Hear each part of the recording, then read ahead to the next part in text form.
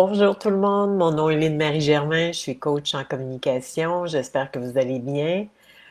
Le sujet que je voulais partager avec vous aujourd'hui sur la communication dans le leadership, qui est ma spécialité, la question que j'ai envie de vous poser, c'est quelles sont vos intentions, quelles sont mes intentions quand je communique comme leader?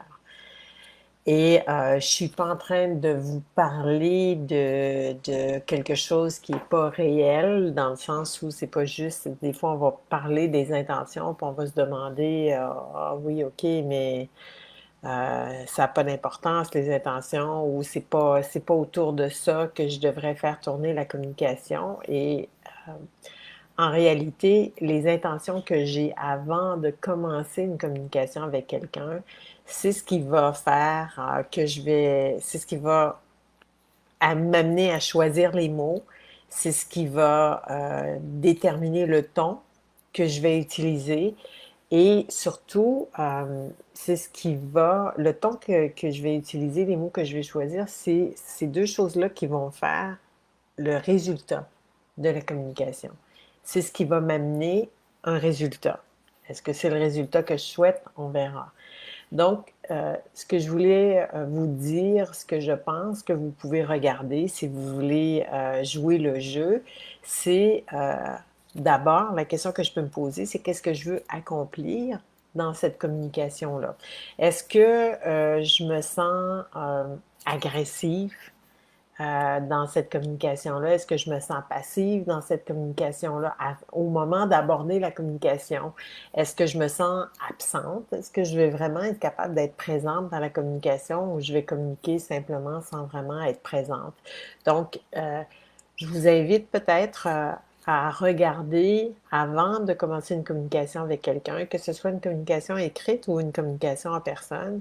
Est-ce que vous êtes vraiment présent à ce que vous voulez communiquer? Est-ce que vous êtes vraiment ancré à l'intérieur de vous ou vous êtes juste en train de communiquer? Je fais le signe avec les doigts parce que si vous écrivez un courriel, par exemple, est-ce que vous êtes conscient de ce que vous êtes en train de communiquer? Est-ce que vous vous projetez dans le futur? Est-ce que vous êtes en train de voir comment ça va possiblement être reçu, cette communication-là que vous allez faire? Donc, est-ce que quand je communique, je suis vraiment consciente de ce que je suis en train de faire? Et si je suis vraiment consciente de ce que je suis en train de faire, quand j'arrive à une plus grande conscience, est-ce qu'il y a quelque chose que je peux changer? Parce que le but d'une communication, c'est naturellement de d'avoir une conversation avec quelqu'un ou de faire avancer les choses, d'amener les choses à un certain point, de partir du point A puis d'amener les choses au point B. Donc, quand je suis en train de réfléchir à ma communication ou quand je suis en train d'écrire, est-ce que je fais ce chemin-là dans ma tête? Est-ce que je sais d'où je veux partir, par où je veux passer et où je veux me rendre avec la communication?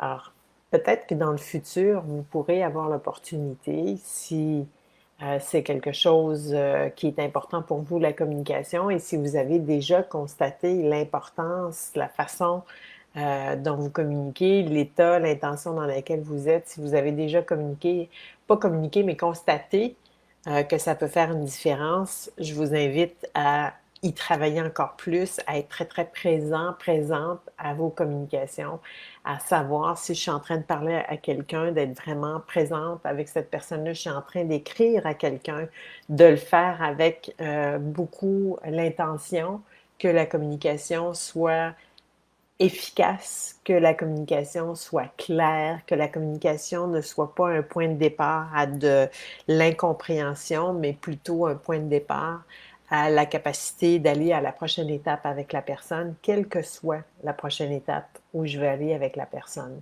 Et si vous amenez cette conscience-là, donc si je suis vraiment euh, au fait de ce que je veux accomplir, si je suis vraiment claire par rapport où je veux aller avec ça, il y a des chances que la suite des choses soit agréable.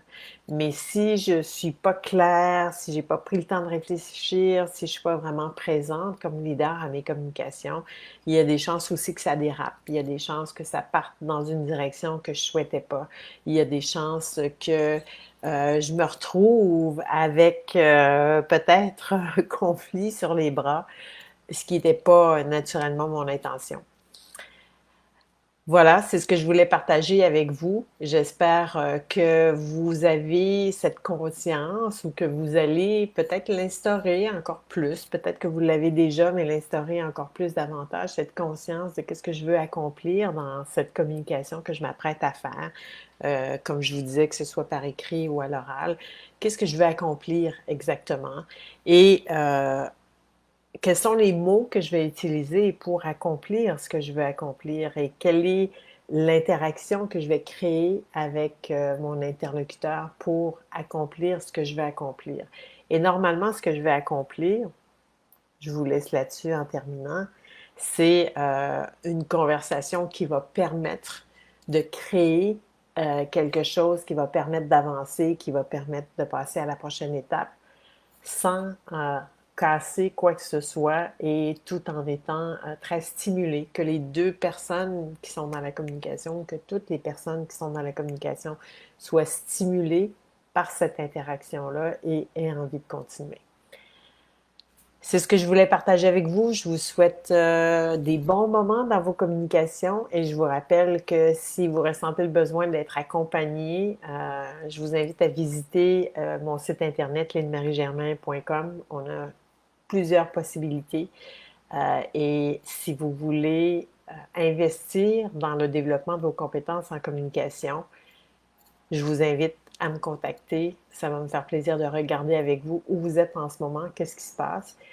Et je vous invite aussi à regarder, même si vous n'êtes pas dans des communications conflictuelles, même si vous n'êtes pas dans de la pression en ce moment, même si vous sentez que ça va bien, peut-être que ça peut aller encore mieux et peut-être que vous pouvez avoir encore plus de plaisir dans vos communications et créer des choses encore plus extraordinaires et stimulantes dans vos communications pour que vous puissiez atteindre vos objectifs.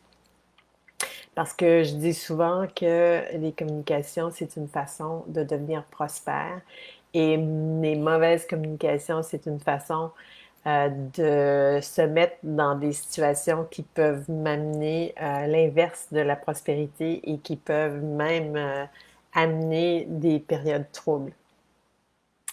Voilà, au plaisir de vous parler si vous en ressentez le besoin ou de vous retrouver ici dans le groupe Transformer la résistance en engagement dans une prochaine vidéo. Merci de me mettre vos commentaires si vous avez des commentaires en lien avec ce que j'ai dit ou de me poser des questions si vous avez des questions en lien avec ce que j'ai partagé avec vous.